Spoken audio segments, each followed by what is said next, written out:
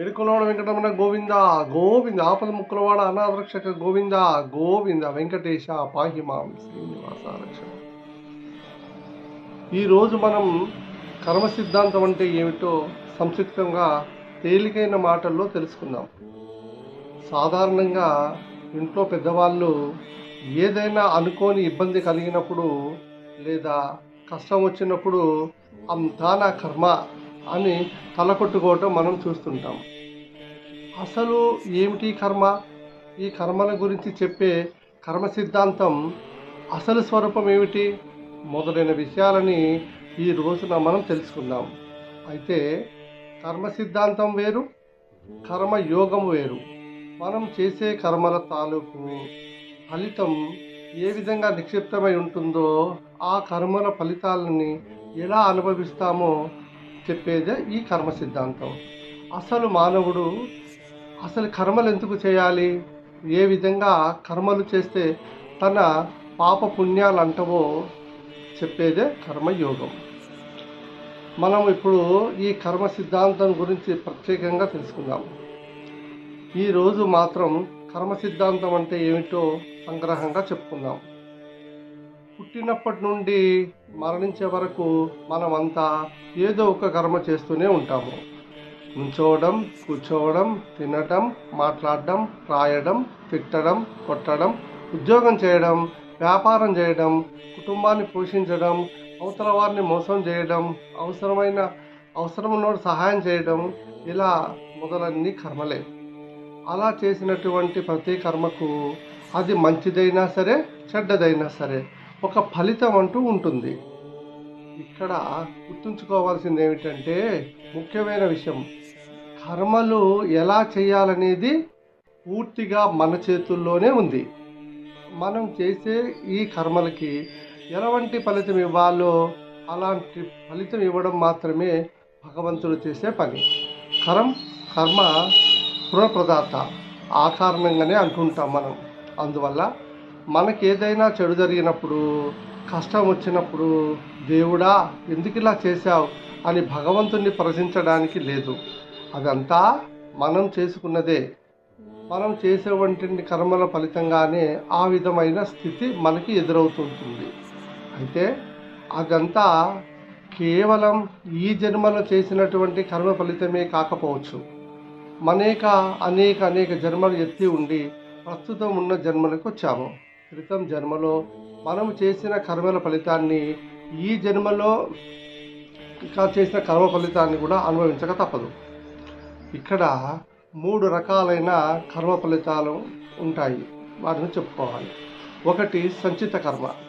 సంచితము అంటే నీకు పోగు చేయబడింది లేదా కూడబెట్టబడింది అని. జీవుడు తన పూర్వజన్మల్లో చేసిన పాపకర్మాల పుణ్యకర్మాల ఫలితాన్ని తను పుట్టగా పోసి దాన్నే సంచిత కర్మ అంటారు. అంటే ఇంతవరకు మనం పోగు చేసుకున్నటువంటి అన్ని కర్మలన్నీ అవన్నీ కర్మలు, ఆ కర్మలే సంచిత కర్మ. ఇలా పోగు చేయబడిన సంచిత కర్మ అంతా ఒక్కసారి లేదా ఒకే జన్మలో అనుభవించడం కుదరదు. ఆ జన్మలో ఈ జన్మలో కొద్ది భాగాన్ని దాన్ని మనం అనుభవిస్తూ ఉంటాం. అంటే మనం చేసుకున్న కర్మల ఫలితాన్ని ఈ జన్మలో ప్రారంభమైందన్నమాట. అది అనుభవించడానికి ప్రారంభమైన కాబట్టి దీన్ని ప్రారబ్ధ కర్మ అని పేరు. ప్రారబ్ధం అంటే ప్రారంభించబడిందని అర్థం. సుఖాలు, దుఃఖాలు, రోగాలు, కీర్తి, ప్రతిష్ట, అవమానం ఇవన్నీ కూడా ప్రారబ్ధ కర్మ యొక్క ఫలితాలే. ఇంకొకటి ఏంటంటే ప్రస్తుత జన్మలో చాలా తీవ్రమైన పాపకర్మ పుణ్యకర్మ చేస్తే దాని ఫలితం కూడా ప్రారబ్ధ ఫలితంతో పాటు కలిపి అనుభవించాల్సి ఉంటుంది. అది మనం చేసేటువంటి కర్మ తీవ్రతను బట్టి ఉంటుంది. ఇక ప్రారబ్ధ కర్మని అనుభవించడం వల్ల మనము వెనకేసుకున్న సంచిత కర్మలో కొంత భాగం తగ్గుతుంది. అలా తగ్గినటువంటి సంచిత కర్మ ప్రస్తుత జన్మలో మనం చేసేటువంటి కర్మని దాన్ని ఆదామి కర్మ అంటారు. ఆదామి అంటే రాబోయేది అని అర్థం. అంటే మనం రాబోయే జన్మలలో అనుభవించడానికి నిర్ణయించుకున్న కర్మలు కానీ పుణ్యాలు కానీ ఇక్కడే ఉంటుందన్నమాట. ఈ మూడింటిని సులభంగా చెప్పుకోవాలంటే సంచిత కర్మ అంటే ఈ జన్మ మొదలయ్యే వరకు మనం పోగేసుకునే కర్మ.